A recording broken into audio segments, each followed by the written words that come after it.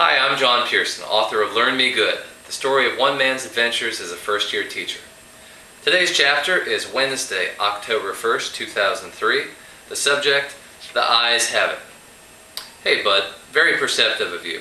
With the end of a 6-week period come report cards. So I downed a gallon of Gatorade and doled out some scores last week. Why would Tiffany think I failed everybody?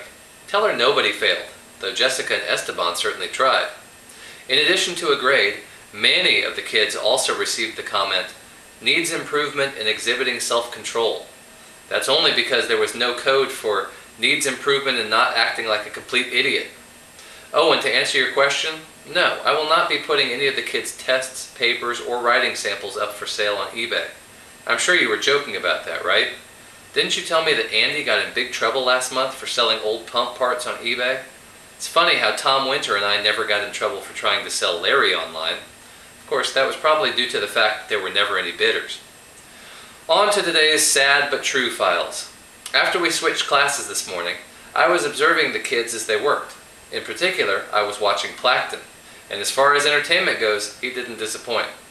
He wasn't doing his math work, but he was playing around with his pencil, bouncing the eraser end on the desk and closely scrutinizing how it moved.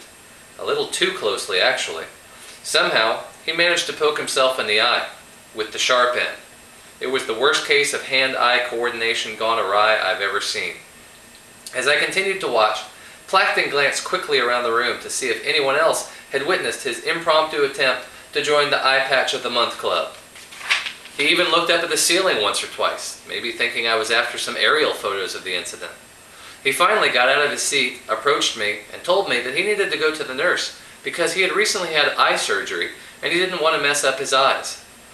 I suggested that a good rule of thumb might be not to poke yourself in the eye with the sharp end of a pencil. I'm really not entirely sure that message was received. So much for any hope of him being normal. Apparently, Plankton had LASIK surgery or something like it last month. Before that, he had worn glasses. Let's get that lady from the district office back in here and ask her if she thinks poking yourself in the eye with a pencil is sexy. I looked at his eyes, and they were fine. There was no need for him to go to the nurse, but how careless can you be? I myself had jaw surgery almost 10 years ago.